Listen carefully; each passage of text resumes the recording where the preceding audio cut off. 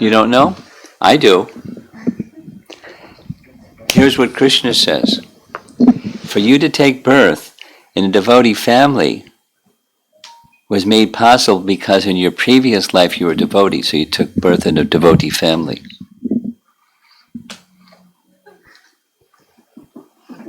Proof. Bhagavad Gita, proof. And now you got a new body. And now you have another chance. Another chance to become, like your father said, become a pure devotee. No more birth, please. Punarjanma na.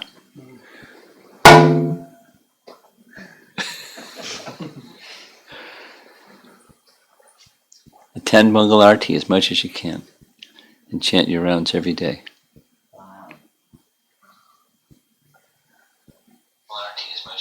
Okay. Jaya Radha Madhava Kunja Bihari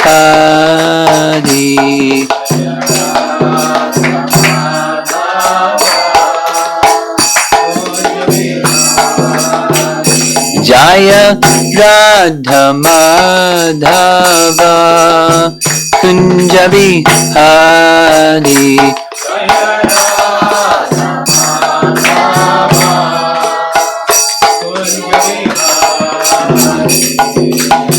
Gopi Jana Balabha Girivara Dhari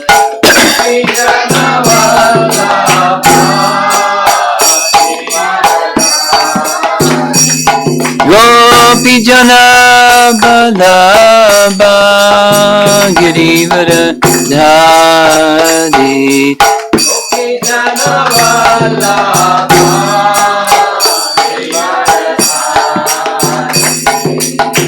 Jasodanandana Brajajana Ranjana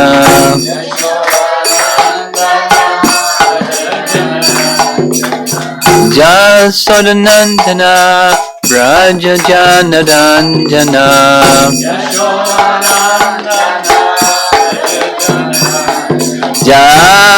Jamunatira Vanachari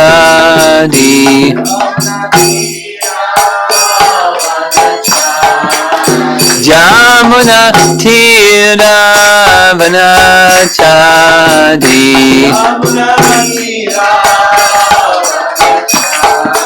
Jaya Radha Madhava Kunja Bihari Madhava Kunja Bihari Jaya Radha Madhava Kunja Bihari Madhava Kunja Bihari Gopi Jana Balabha Girivara Dhari Gopi Jana Balabha Girivara Gopi Jana Balabha Girivara Dhari Gopi Jana Balabha Girivara Dhari Jasodanandana Brajajana Ranjana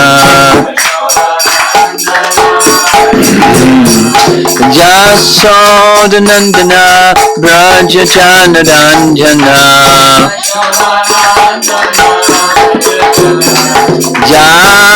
Jamunatira Vanachari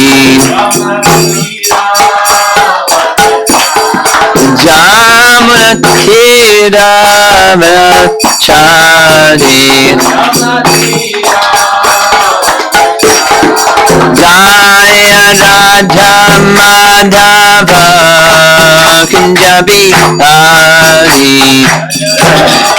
Madhava Kunja Bihari Jaya Radha Madhava Kunja Bihari Madhava Jabihade Jayom Vishnupad Paramahamsa Parivajakacharya Astatara Srimad His Divine Grace A.C. Bhaktivedanta Swami Srila Prabhupada Ki Ananta Koti Vaishnavrinda Ki Gaur Premanandi.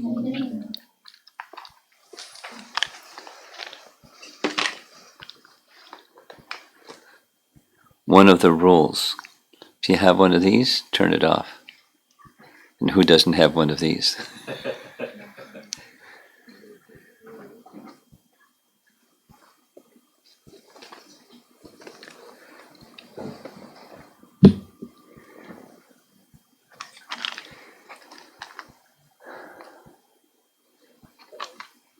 For our viewing audience, some of you may not have been with us last week, so I'll give you a little review of what we did last week because this is a continuation from last week. We're going to be discussing the 6 questions and 6 answers that make up the first 3 chapters of Canto 1 Srimad Bhagavatam. And a little background.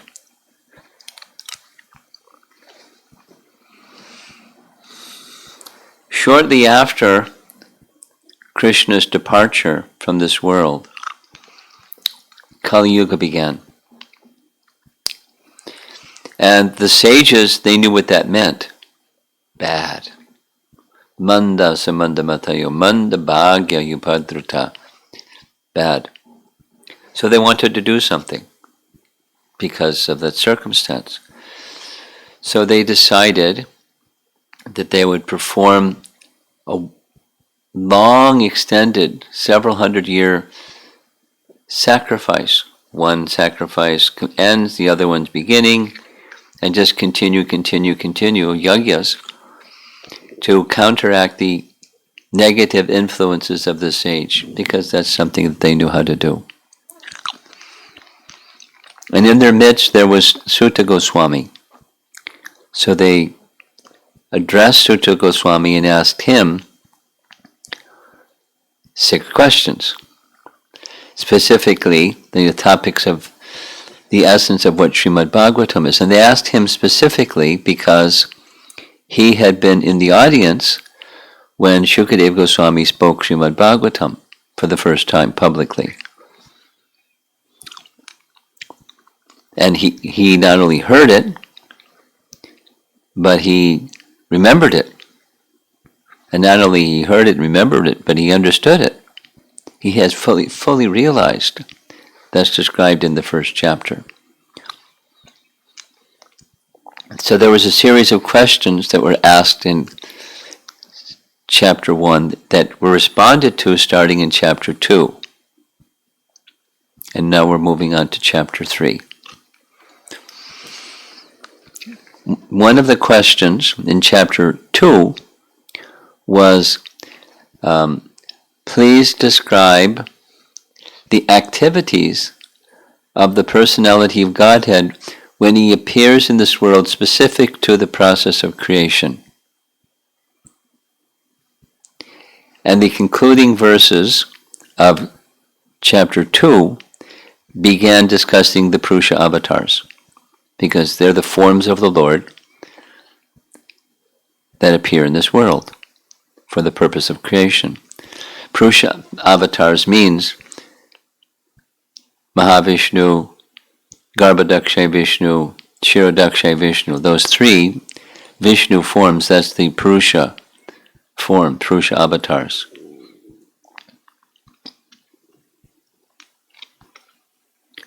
Then another question is, what was the purpose of his appearance? And the answer that was given by Sutta was to attract the hearts and the minds of everyone, and specifically to deliver those who are pure devotees by his wonderful pastimes. So now we're continuing those 2 questions in the beginning of chapter 3. Canto 1. The first five, so there's 34 verses, which we'll be discussing. The more than 34. Yeah, 43. The first 5 verses are continuing one by one the Purusha avatars. Mahavishnu, Garbhodakshay Vishnu, Shirodakshay Vishnu. These are one of the categories of avatars that are discussed in this chapter and in further detail described in Chaitanya Charitamrita. This is kind of like a summary. Because what's in these first 3 chapters, the rest of the Bhagavatam is expanding. So the essence is in these first 3 chapters. So it's very important to understand essences, and that's what we're doing. I'm not going to be able to go through details because that's not the time that we have, nor the circumstance. But it will encourage you all to read Srimad Bhagavatam in detail and study it carefully, but we'll just do the essence part. So the first 5 verses are dealing with the Purusha avatars, those who are responsible for creation. And then the next 22 verses, that's 6 through 27, are describing the avatars of Vishnu. Vishnu, and then common in Vedic text, the avatars of Vishnu. And the 5th question, remember there's 6 questions. Chapter 2 discusses 4 of the answers to those questions. Here's the 5th question. O wise Sutta, the sage is asking Sutta Goswami, please narrate to us the transcendental pastimes of the Supreme Godhead's multi-incarnations. Such auspicious adventures and pastimes of the Lord, the Supreme Controller, are performed by his internal potencies. So from 6 through 27, we hear another category. So far, Purusha avatars. Then there's Leela avatars. And we all know what Leela avatars, at least those of us in this room. Forms of the Lord that are noted for very attractive and wonderful pastimes. And the next verse is 28. And we're going to spend a lot of time on 1.3.28. 1.3.28 is that important verse that says Krishna is the source of all avatars. He's listed in that list of 22. I'll say it slowly. He's spoken of as an avatar of Vishnu. And then the statement is made of all these who are avatars of Vishnu, one is the source of them all. It's really easy to understand this way. We all came through the door. Before we came through the door, we existed. And then we came through the door, and now we're here. Similarly, all the avatars existed before they became avatars of Vishnu. Vishnu is like the door. And then they appeared, and they performed pastimes, and they returned to their abode. So, of all those who appeared as avatars of Vishnu, one is the source of all of them. And Krishna, Swayam Bhagavan Krishna, is that person who is the source of all the avatars, in fact, the source of everything. Ete Changsa Kala Pungsang Krishnastu Bhagavan Swayam. That's the Sanskrit, well-known verse. But here's the explanation of Jiva Goswami. Now, some of you here or in the viewing audience may not know who is Jiva Goswami, so let me describe who is Jiva Goswami first a little bit. And I'll assume that you all know who Krishna is, our listening audience. I mean, everybody in this room, of course, but Krishna appeared after his departure. At the end of Dwapara Yuga, he appeared in the early stages of Kali Yuga to teach the Yuga Dharma, how the chanting of the holy name leads to the stage of perfection, and how to follow his instruction. The conclusion of Bhagavad Gita is to surrender to him. How do you live your life that way, in the mood of surrendered? How do you do that? What does it look like? The Lord Chaitanya came to teach that. And he had principal associates. And amongst them, one of them was Jiva Goswami. There were 6 Goswamis of Vrindavan. And Jiva was very young, and he learned from one of the elders of those 6 Goswamis. And he wrote commentary on Srimad Bhagavatam. He wrote 3 commentaries on Srimad Bhagavatam. Actually, you can say even he wrote 4. He loved Srimad Bhagavatam. And he wrote prolifically. And so in his writings, Jiva Goswami's writings, he explains this verse, 1.3.28, is the essence verse of the entire Srimad Bhagavatam. There's 18,000 verses, and 17,999 are resting on one verse. It's a very strong verse, foundational. And he has there's this nice Sanskrit term, Pari Bhasa Sutra. Pari Bhasa Sutra. Pari Bhasa Sutra. Sutra. Sutra, you know the meaning of sutra? A little code. Sutra, like Vedanta Sutra. Sutra. Sutra means code. Very tight, aphorism type statement. It's very short, succinct. And amongst all sutras, this one is the essence sutra of the entire Srimad Bhagavatam. I'm going to read what he has written, or translation from Sanskrit, what he's written, in his Krishna Sandarbha. It's defined this way. A Pari Bhasa Sutra is a definition of terms or system of abbreviations placed at the beginning of a book, which must be understood in order to properly understand the remainder of the book. A Pari Bhasa Sutra explains the proper method for understanding a book. It gives the key by which one may understand the actual purport of a series of apparently unrelated facts and arguments. Those that would like a copy of this, I'm reading from, you were supposed to get a copy.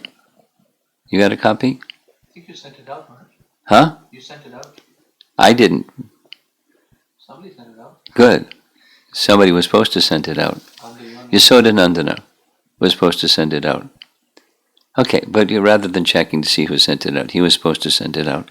So if you would like a copy, I don't know how to advise you, but you can get a copy. Submit your name to the person who sent this out, Yasodanandana, and he'll send you a copy of what I'm reading, because it's important.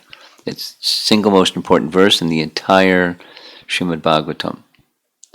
Let's say it this way. If you read something later, if you want to make sure you've understood it correctly, it has to match up with this one. And if your understanding doesn't match up with this one, you've got the wrong understanding. And you have to rethink your understanding so that it does match up with this one. Because this governs all the other 17,999 verses. It's a really important verse. The Paribhasa Sutra is only stated once in a book, and it is not repeated. A single Paribhasa Sutra may govern the context of even a very large book with millions of statements or arguments. And he states, as an example, there's a certain text in Panini's Atadhyasi, and he gives the Sanskrit and says that this is an example. I'll give you an example. Another example. Some of you have begun, well, after you complete Bhagavad Gita in your Bhakti Vriksha group, at some point you're going to start to learn Nectar Devotion. That has a Paribhasa Sutra in Nectar Devotion. And it's very simple. It's one sentence, one shloka that explains, it gives a definition of bhakti. Because Nectar Devotion is about bhakti, Bhakti Rasamrita Sindhu. And all the other verses are resting on that one verse. And it follows the rules. Elsewhere, Rupa Goswami writes, again in Krishna Sandarbha, this third chapter of first canto of Srimad Bhagavatam tells the secret of the Lord's birth and gives a summary of all the descriptions of the Lord's incarnations, because it comes at the beginning of the book and because it describes what will follow later on.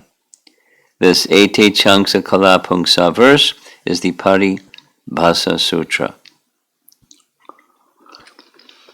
So I'm going to repeat it again because it's so important. There's definition or qualifications that allow one to determine this is it. So I'll read it again, his words. A definition of terms or system of abbreviations placed in the beginning of a book, which must be understood in order to properly understand the remainder of the book. It explains the proper method for understanding a book. It gives the key by which one may understand the actual purport of a series of apparently unrelated facts and arguments. It's not repeated. It may govern the contents of even a very large book with millions of statements and arguments. So that essence, let's go back to the lessons, his responses to the first two questions. From chapter 1 of Canto 1, what's the essence of all Scripture? People in this age are very lazy, misguided, unfortunate, disturbed. They're not going to go through all the Vedas and understand the essence. Could you do it, please? To give you a little statement, what's the essence of all the Vedas? That's a good question, isn't it? And the essence of all the Vedas is that which awakens love for the source of everything. And that means is devotional service. So devotional service unto whom? Devotional service unto the source of everything. And Krishna is that source of everything. Very important.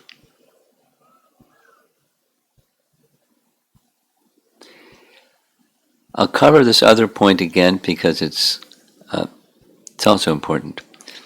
And persons that are not familiar with Srimad Bhagavatam have so many different ideas, such as common, Krishna is an avatar of Vishnu. So at the beginning of the chapter, the Purusha avatars are identified. Then next 22 Leela avatars, or avatars of Vishnu, amongst them is Krishna. And then comes this verse that says Krishna is the source of all of them. They all exist in the spiritual world, and they descend in this world, perform pastimes, and then return to the spiritual world. And even in the spiritual world, Krishna is the source of all of them. Krishna is the source of Vishnu. Krishna is the source of everything. And it's specifically this form of Krishna that appears once in the day of Brahma.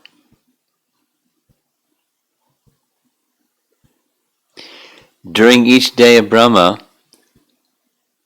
there's 1,000 cycles of the 4 yugas. And one of those, 999, Krishna appears as Vasudeva Krishna, the son of Vasudeva and Devaki. And one of those, in the day of Brahma, he goes to Braja and performs the same pastimes he performs in the spiritual world, Goloka. That person is the source of everything. He's the source of all the avatars, he's the source of all potencies, he's the source of the material creation, he's the source of everything. And we have to keep going because there's 43 verses in this chapter. But it's a very important verse. And then the next one is the Phala Stuti. It's describing the fruit of hearing. And that's text 29, which reads, "Whoever carefully recites the mysterious appearances of the Lord with devotion in the morning and in the evening gets relief from all miseries of life." So that's something you can tell somebody that says, "Oh, somebody's giving me a hard time." Hey, you know what you can do? You can hear Srimad Bhagavatam every morning and every evening, and you can be free from all miseries of life. Wait a minute. I want a practical solution, please. Well, it is a practical solution. Spiritual solutions are not impractical. So now, the next 10 verses, 30 through 39, it starts with some details about matter, and then moves upwards to Brahman, conception, Paramatma conception, and Bhagavan conception. And I think I'd like to read them.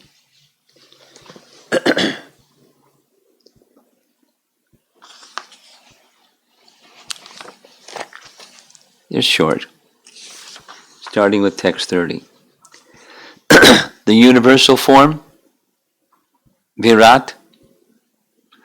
The conception of the Virat, universal form of the Lord, as appearing in the material world as imaginary, it is to enable the less intelligent and the neophytes to adjust to the idea of the Lord's having form. But factually, the Lord has no material form. Gives an example.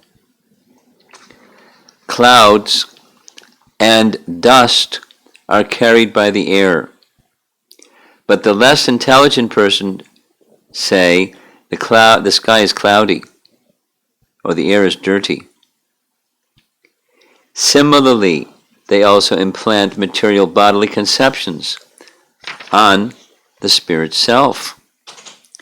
Beyond this gross conception of form is another subtle conception of form, which is without any formal shape and is unseen, unheard, and unmanifest. The living being has his form beyond this subtlety, otherwise he could not have repeated births. Whenever a person experiences by self-realization that both the gross and subtle bodies have nothing to do with the pure self, at that time he sees himself as well as the Lord.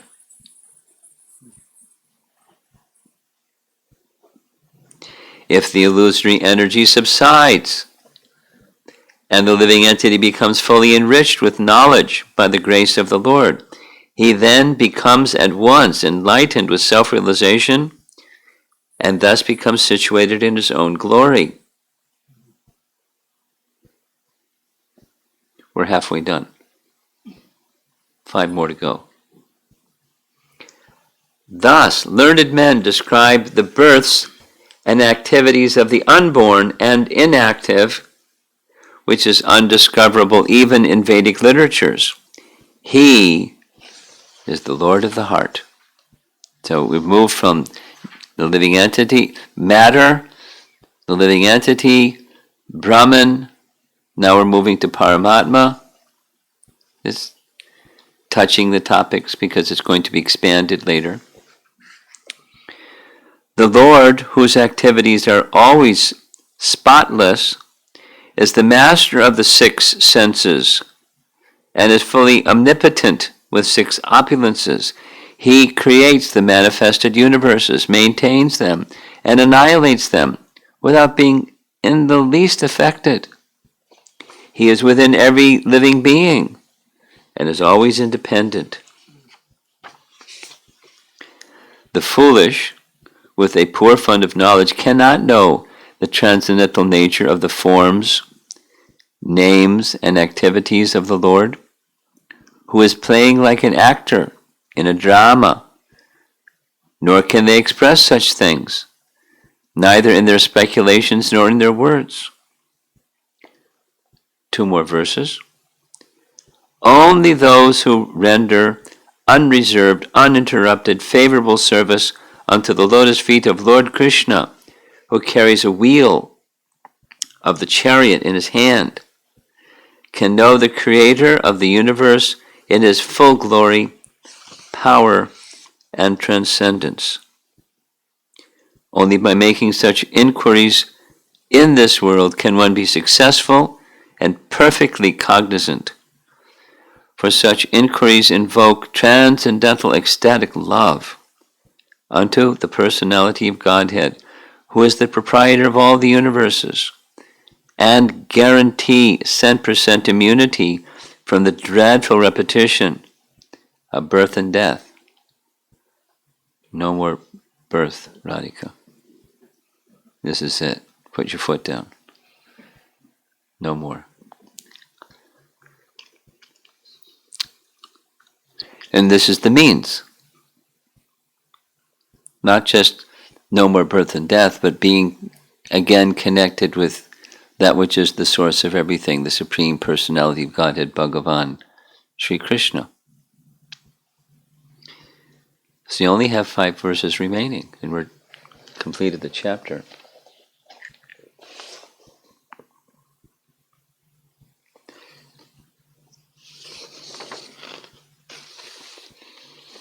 The next verses are glorification directly of Srimad Bhagavatam. And the 6th question, going back to chapter 1, the 6th question was, now that Krishna has left, where have religious principles taken shelter?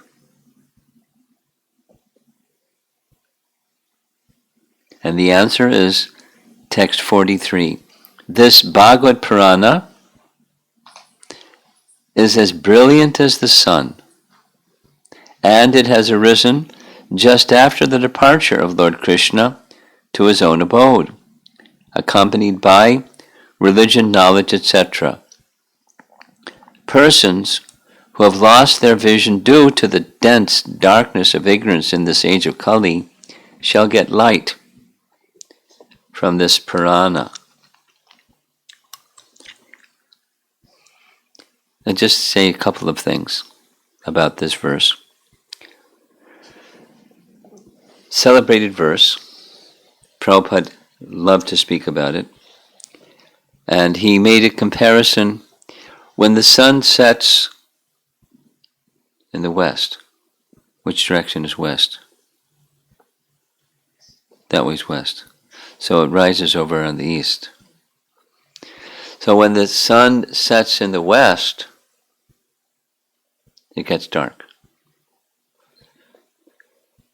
When Krishna departs, it gets dark. The age of Kali is soon to come.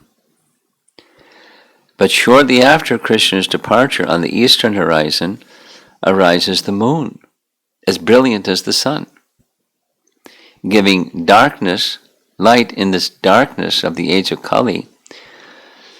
But it's as bright as the sun, but it's cooling like the moon. Krishna, when he came, he had weapons and he destroyed demons. And the Bhagavatam destroys demoniac mentality just by the soothing and cooling rays that are as bright as the sun, as brilliant as the sun, but soothing like the moon. And it's not different than Krishna himself. Just like we say commonly, the name of Krishna and the person Krishna are the same. You probably all have heard this many times. It's expressed several places, but one celebrated place is from Padma Purana. Nama Chintamani Krishnas Chaitanya Rasa Vigraha Purna Shuddho Nitya Mukto, then the last line, Abhinatvam Nama Namino. There's Nama and Nami. There's the name and the object named. That's Sanskrit rule. Nama and Nami. So, Abhina, there's no difference. Bhina means difference and Abhina means no difference. There's no difference between the name and the person. No difference.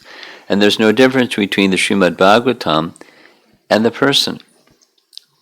In our morning classes we read, and yesterday evening actually we also read some nice references where it's stated within scripture, the Bhagavatam is Krishna. Krishna is the Bhagavatam. So, he's very merciful. We can hold him in our hand. And we can speak his words. And that sound vibration is Krishna.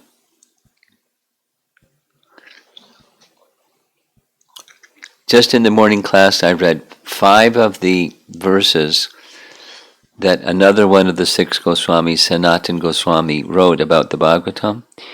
He compiled 417 prayers to the Bhagavatam. That was one of his writings. And he loved the Bhagavatam because he understood the Bhagavatam is Krishna. And through the Bhagavatam, he had access to Krishna in detail, in full glory, and everything.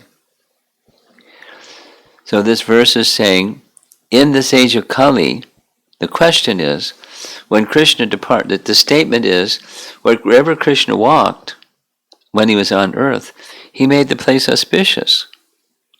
Just because he placed his 2 lotus feet on earth. And the sage is saying, Krishna's gone. Where's the auspiciousness now? Where's the protection of religious principles now? Krishna's gone. What to do? And the answer is, no worries. Shortly after Krishna departed, Krishna appeared again in the form of Srimad Bhagavatam, as brilliant as the sun, giving light in this dark age of Kali. And it's true. Those who take shelter of Srimad Bhagavatam have light in their life. Even it's a dark age. It's a dark age. I don't need to beat that one too much. It's a dark age. Phew. Where's the shelter of religious principles and knowledge and spiritual well-being, spiritual joy? Where do we Krishna made this arrangement. So it comes right after the section of describing incarnations. But this is a literary incarnation. There's just as when Krishna appeared, he had form. Padma Purana describes when the Bhagavatam appears, it has form. The first two cantos are his lotus feet. Cantos 3 and 4 are his lower legs. 5 and 6 are his thighs, then his waist, etc., etc., up to his smiling face.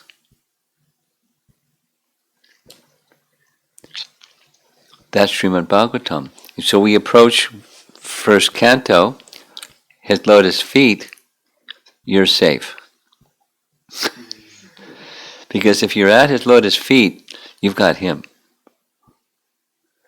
There's no disconnect between his feet and him. And the mood of service, without motivation and without interruption, brings real satisfaction. This is one of the earlier verses. Brings real satisfaction. Ye natma suprasidati. Atma suprasidati. Suprasana. Full satisfaction. When learns that art of service that's without motivation, ahaituki, and without interruption.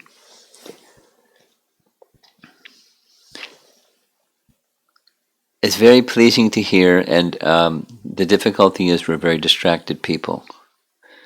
We have so many things, and duties and things. Unpleasant people, coronavirus, Chicago winters, and it's etc. There's lots of distraction to disturbances. What to do? So that was the question. Was the all around good for all living entities for all times? Devotional service. That's the question. That's the answer. And hearing Bhagavatam helps us very much revive that loving service to Krishna. All around good for all living entities. So there's a little summary of the 6 questions. I touched on them from last week, and now more extensively for this week. And those are the first 3 chapters, and you can say, Bhagavatam's over. At least the essence of the Bhagavatam is now completed. And then because it's the format of questions and answers, in the beginning of chapter 4, there's some more questions. Oh, that was really nice. Can you explain this more? And can you explain that more? And it goes on.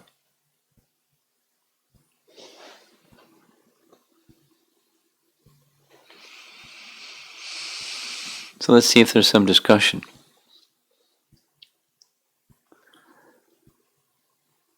Now this is the circumstance is the Sunday public lecture. So instead of being where we would be otherwise, we're doing our social distancing thing over here and with our little camera.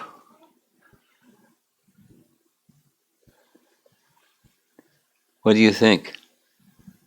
We're doing all right? Good. Huh? We're okay? Yes. You have any question? No. You like Krishna? Yes. Ah, good. Do you like hearing Srimad Bhagavatam stories? Does your mother read Krishna book for you sometimes? She's looking at Mom. Sometimes? Ask her to read Krishna book with you. Yes. Okay? You know what? What? There's a book that's for kids on Srimad Bhagavatam. first canto. It's already published. Get a copy.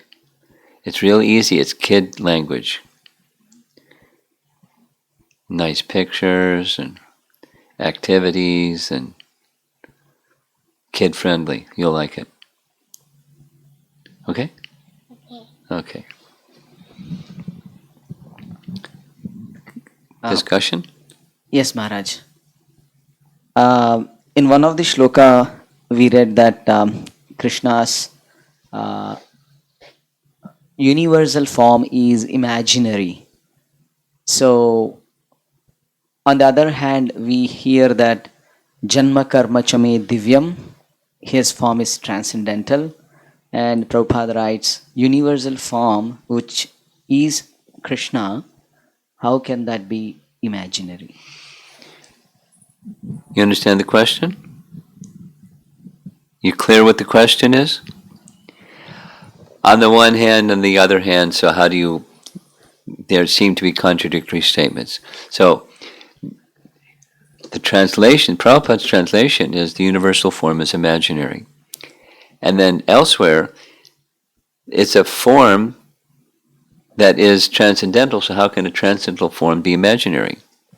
Or it's his form, so how can it be imaginary? I'll add to that.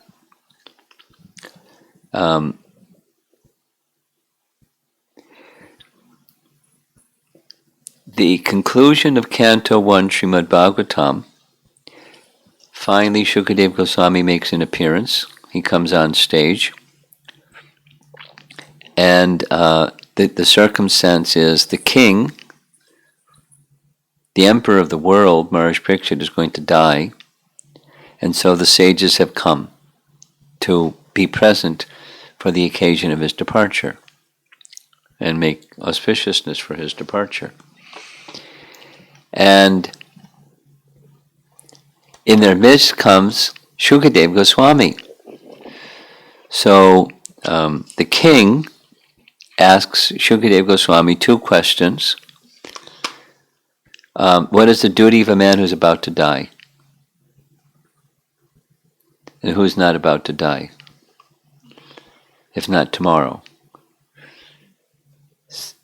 We're all about to die. And the other question is, what is that subject matter that should be always heard, chanted, and remembered? What is that subject matter that should always be heard, chanted, remembered? And so Shukadev Goswami starts speaking. For the first words he speaks in the whole Bhagavatam is Canto 2, Chapter 1. And it's the universal form. Oh, wait a minute. And it's said that by meditating upon the universal form, one's intelligence becomes purified sufficiently, then one can understand the Bhagavan feature. So if the form is imaginary, how can your intelligence become purified? By meditating upon something that's imaginary.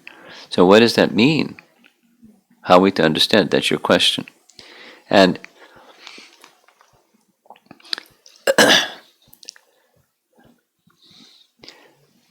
I can easily give a whole class on that one question. And more than one. So, but imaginary in the sense of temporary, like now you see it, now you don't. Temporary, asat. Sat and asat. Sat is permanent, existent, sat, the sat feature of the Supreme Lord. And then there's asat, that which is not permanent. So the universe is not permanent, and the universal form is not permanent. But it is a form of the Lord. It's not imaginary in the sense that Harry Potter. You know what that is, right? Good for you. Fiction. Then, that's just imagination. Without, other examples of imagination. It's just imagination.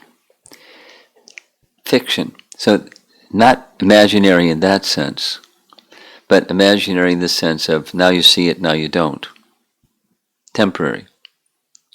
That sense. Because that meditating upon that Virat Rupa qualifies one to become aware and realize in the Bhagavan feature. It's a real form. And now you see it, and now you don't. The universe comes into being, stays for some time, and is withdrawn. There's more, but that's a beginning. Anyone else in the room here? Because otherwise we're going to go to online questions.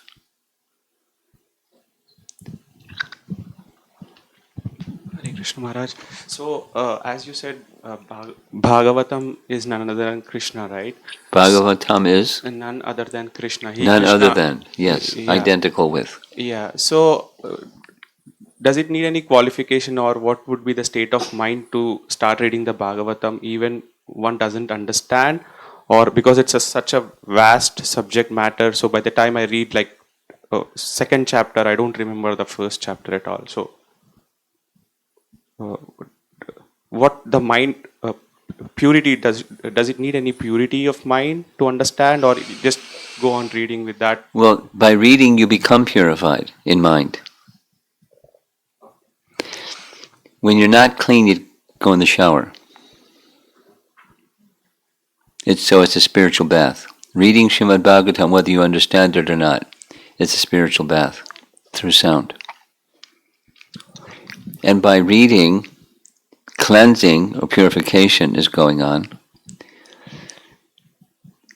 I recited. Here it is again. Shrinvata swakata Krishna punya shravana kirtana ridyantaksto yabhadrani vidhonoti saritsatam. The abhadras that are within the heart, ridyantaksto yabhadrani vidhonoti surit satam. It's a cleansing. Just whether you understand or don't understand, you're being cleansed. Radhika probably doesn't understand a lot of what's being said. But purification.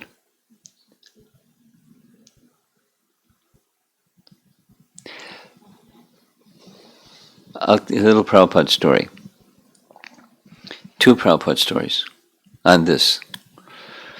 Prabhupada explained that Bhakti Siddhanta, his spiritual master, spoke in such high language, even in Bengali, because it was his first language and Prabhupada's first language, but he would sit and not understand. He said, my brain was puzzled. But I had full trust that that sound vibration would purify me. And by my hearing, that is my qualification today. I can speak what I'm speaking today because of what I heard from him. Then here's another. The devotees are in with Prabhupada and doing Pandal programs in different places. Mostly, depending upon the audience, he would speak in English, but sometimes he would speak in Hindi. So here's these American sannyasis on the stage. They have nice kirtan, and then Prabhupada starts speaking in Hindi. So they're looking at each other like, huh? And they got up and started to leave. And Prabhupada in English said, where are you going? And they said, well, we can't understand you're speaking in Hindi, so we thought we should make ourselves useful doing some of the service. And he said, sit down. Even if you don't understand, it's purifying. In Hindi, where it's not even the same language, what to speak of the concepts that are being expressed. I mean, we could give other examples. A child within the womb. What does the child within the womb understand about anything? But the sound vibration, just a pregnant mother reciting aloud Srimad Bhagavatam, it's spiritually nourishing for the child in her womb as well as for her, whatever she's understanding or not understanding. But by hearing that sound, purification and gradual understanding comes. It's not an intellectual, experience. It's a spiritual experience. The understanding is remembering what you've forgotten, not getting your material intelligence wrapped around a certain topic and now I got it. That's not the experience. If that's what one is hoping to have, you'll be disappointed because that's not what it is.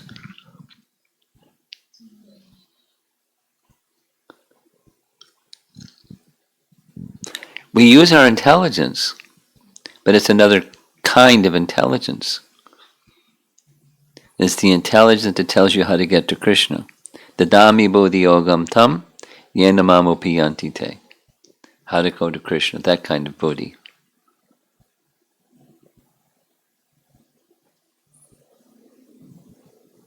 Okay. Guru Maharaj, thank you so Okay. much.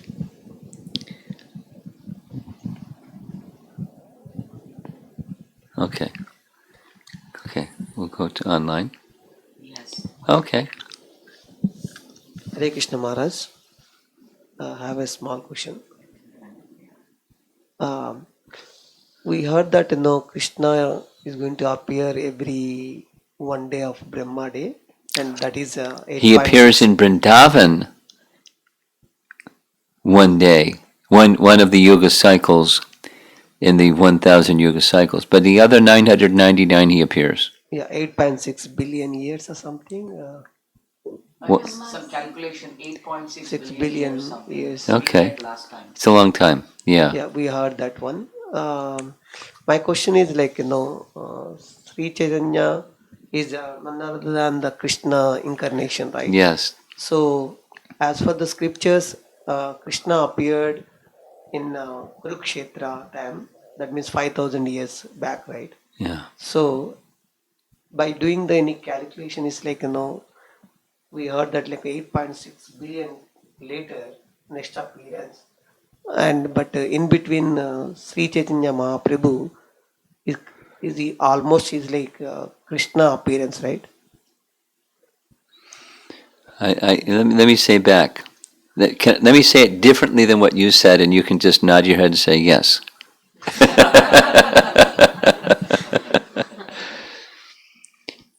Every day of Brahma, 1,000 yuga cycles, and you gave that nice number. That's how long the 1,000 yuga cycles. And that's his day, and then there's his night. But just during his day, 1,000 yuga cycles. And of those 1,000 yuga cycles, one of them is when Krishna appears in Vrindavan. And after Krishna appears in Vrindavan, the same of those 1,000 yuga cycles, that same one, Chaitanya Mahaprabhu shortly thereafter appears. Krishna appears in Dwapara Yuga, Lord Chaitanya appears in Kali Yuga, just after Krishna appears in Vrindavan. Yes? See, I thought you'd say. So you're just looking for confirmation that you got it right. Yes? Okay. Thank you, Maharaj. Okay. Yeah. Maharaj, what are the pastimes of Vasudeva Krishna for those 999 if he do not appear in Vrindavan? Well, what does Krishna do when he goes back to Mathura in Dwarka? That's what he does. He, for same purposes. The same three purposes. Pritranaya sadhanam vinarcha. That's what he does. Okay. Online. This is from Rama Raghav Prabhu. Kali is allowed to stay in 5 specific places by Maharaj Parikshit, chapter 17, first canto. Is it then fair to say that Kali is not only a function of time, but also a function of place? Is this the right understanding? I'm not sure what he's asking by the question, so I can't say yes or no. I mean, if what you're saying is, yes, it's the age of Kali, but the personality of Kali can only reside in these 5 places, so it's not only during the Kali Yuga time, but it's also place. But during Kali Yuga, where is there a place where that's not?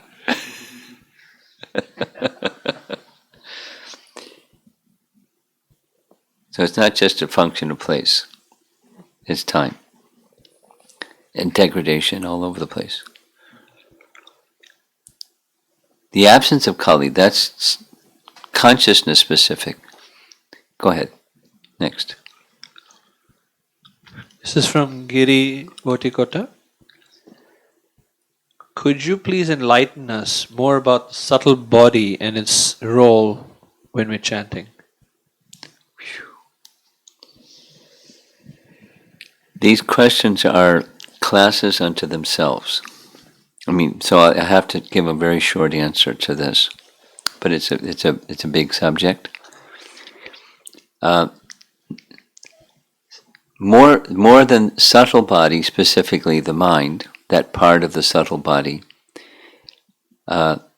is to be engaged in receiving through the ear the sound.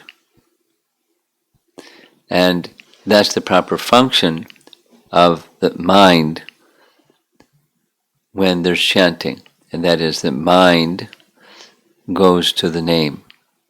And the mind goes to the name through the ear. It's very simple. The senses are grouped about the mind. You'll find that in chapter 15 Bhagavad Gita. Some of you have just begun your Bhagavad Gita study. When you get to chapter 15, Krishna describes the process of transmigration where the soul moves on to another body. The mind, with the senses grouped around the mind, takes shelter in the next body. So this it's a detail, but the senses means not the sense organ. There's a sense organ, there's the ear, and then there's the power of hearing. That's the sense. We use the sense organ, but it's the power of sense, the hearing power, needs to be engaged in the sound vibration, and then the mind can be captured. The ear is more powerful than the mind. And if you hear, you can capture the mind. We'll say it negatively. If you're not attentively hearing, you won't be able to capture the mind. The mind will rule and go all over the place like it's used to doing. But if you want to capture the mind, you have to hear. It's not just the organ, it's the power of hearing directed to the sound. The spiritual ear is the language that Bhaktisiddhanta uses. The spiritual ear has to hear the sound, and then the mind can be conquered. And when the mind is conquered, that's samadhi. Your mind is fixed. The mind, will say it negatively, the mind will not be fixed if you're not hearing. So effort in the process of mantra meditation is hearing the sound. Then you can add adjectives, hear with feeling, and hear attentively, and other adjectives. But and then how to achieve all those things. But the primary focus is hearing, however it's done. And that's the subtle body. The function of the subtle body is hearing the sound, or receiving the sound through the ear.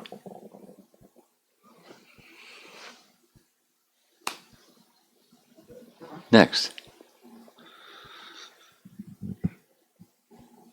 This is from Atulya Mataji's daughter Vishaka. Does Krishna control us or give us choice to do one thing or the other? Remind me, how old is Vishaka? She's 5 or 6.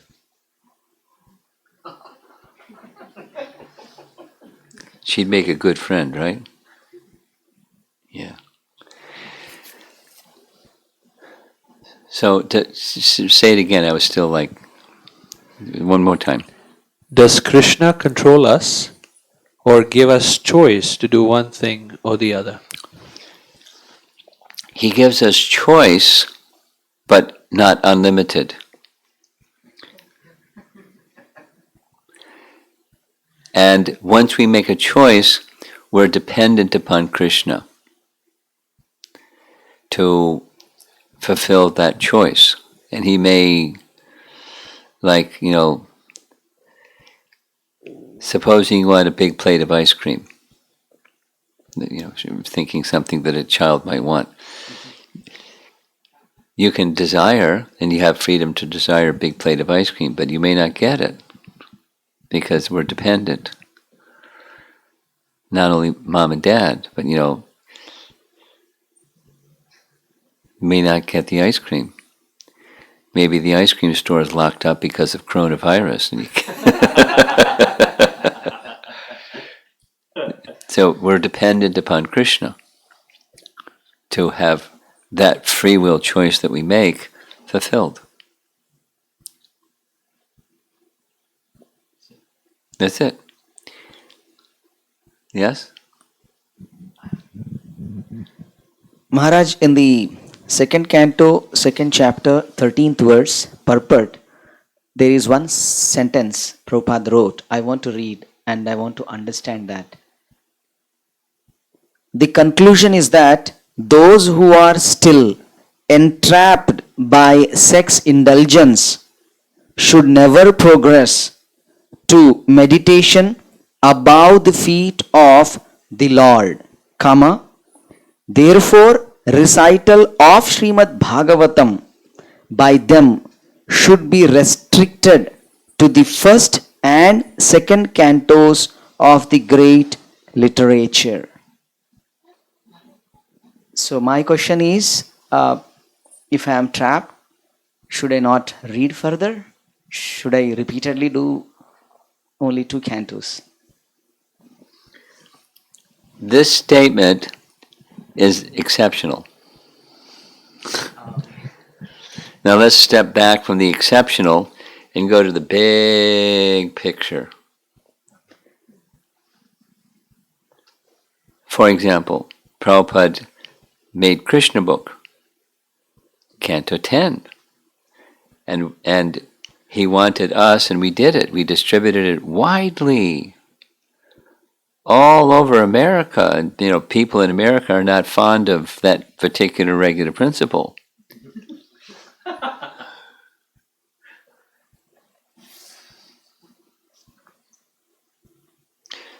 So taken in the context of the big picture, this exceptional statement is an exceptional statement. And so why is he making an exceptional statement? Well, one can consider he wants people to be serious about going further in spiritual life. This is an essential element for going further in spiritual life. But he didn't emphasize that over and over and over. What he emphasized over and over is hearing Srimad Bhagavatam, not just Canto 1 and 2. And it will free one of abhadras, all unwanted things in the heart.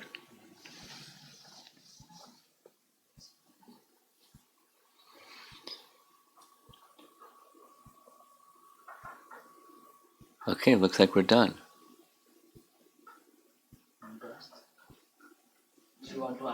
Okay, and I want to ask her something too. Why does Krishna steal butter, but he can wish anything? But why isn't he wishing butter? Butter. Why Krishna is stealing butter? He can wish he can get it, right?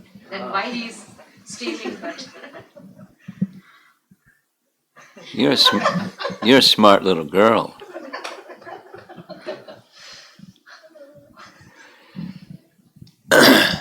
What you say is true. Not only that, Mother Yasoda says, our neighbors say he goes into their storeroom and steals butter. I don't believe it. Do you know how many cows Nanda Maharaj has? So many 100,000 cows. We don't have any shortage of milk and dairy products, so I don't believe he's going to the storehouse of other ladies and stealing butter and milk and dairy products. And so then the gopis say, we'll catch him. We'll show you. We'll catch him. And they caught him. He was inside stealing butter and they locked him inside. You know the story? So all the cowherd boys, there was a window up there, and they all were able to crawl out the window except one. And his name is Madhu Mangal. You know who Madhu Mangal is? He's a Brahmin, and he liked eating laddu, so he had a big belly. And his big belly wouldn't fit through the window.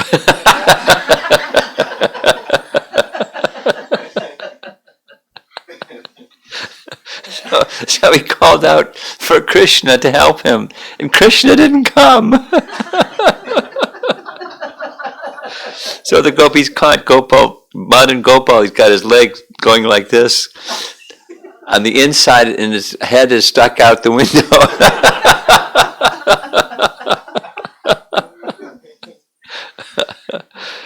They got him. They caught him. So Mother Yasoda, Krishna was doing what he was doing for the happiness of the devotees. That's our Krishna. He doesn't need anything. He can produce anything. He doesn't need anything. Butter or anything. Nothing. But he asks us for a fruit or flower or leaf or water to be offered with love, and he accepts it. So if he goes to steal, it's fun. It's mischievous little boy, but the gopis, they love it. And they go say, Mother Yasoda, do you know what your boy is doing? And as they're telling the story, they laugh and laugh and laugh, and they're rolling on the ground. They're having a great time. Because it's for their pleasure. That's why. It's for their pleasure. And then not only that, he feeds to the monkeys. And when the monkeys are all full and they can't eat any more, he breaks the butter pot and runs away. And if there's nothing in the storeroom, you know what he does? He goes in the house and pinches the children so they cry, and then he runs. It's right in the Bhagavatam. Why would he do that?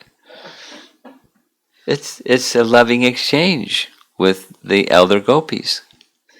He's playing like a little mischievous boy, and he's enjoying that activity, and they're enjoying that he's enjoying that activity, and they're enjoying.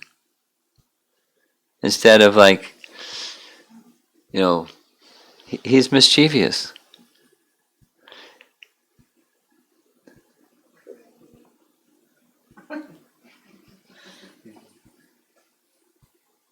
And sometimes when the cowherd men, they catch him stealing butter, and Krishna just looks at them and smiles.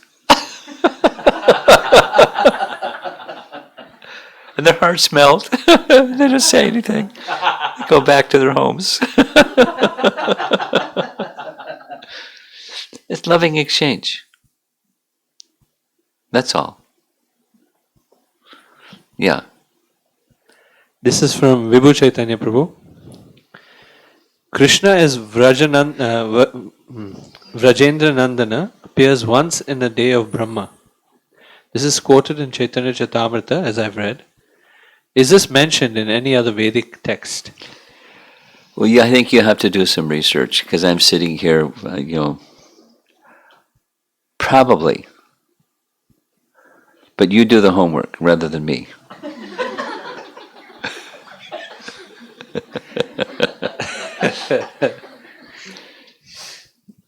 Kirti Kondiparthi Prabhu. Ashwatthama was punished by Arjun for his misdeeds. Bhagavatam says Ashwatthama invoked Brahmastra on Uttara and Arjuna. Could you please explain how it unfolded? Chronologically, maybe? I don't understand the question. I don't either. Kirti Prabhu, if you can rephrase your question. Next question is from Amar Mataji. When I read Srimad Bhagavatam, I get lost in how Srila Prabhupada discusses the frailties of modern times. I start thinking about what I can do to help rather than reading from my heart and have a natural relationship with Srimad Bhagavatam. How can I stop myself from getting deviated? Well, having a desire to help, that's good. But as you can continue to read on, you may get some answers how you can help.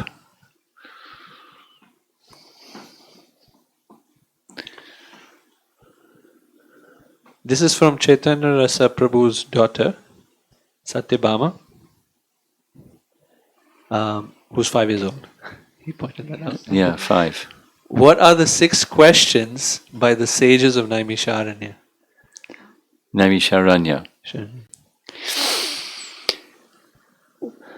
The first one, this is from memory. What's the all-around good for all living beings at all times? Second one is, what's the essence of all the scripture? The third is, what's the purpose for Krishna's appearing in this world? The fourth one is, describe the excellent activities of the Supreme Lord specific to the process of creation. The fifth one we just discussed a short while ago, and that is the forms of the Lord as they appear in this world. And the sixth one is, after Krishna departs, where religious principles take shelter. How are we to access in this age of Kali that which Krishna provided when he was present? Those are the 6 questions. So Kirti Kondiparthi Prabhu has clarified. Did Ashwatthama release the weapons on both Arjuna and Uttara? No, Simultaneously on different occasions? different occasions. Were the weapons discharged before or after Ashwatthama was punished by Arjuna? Before.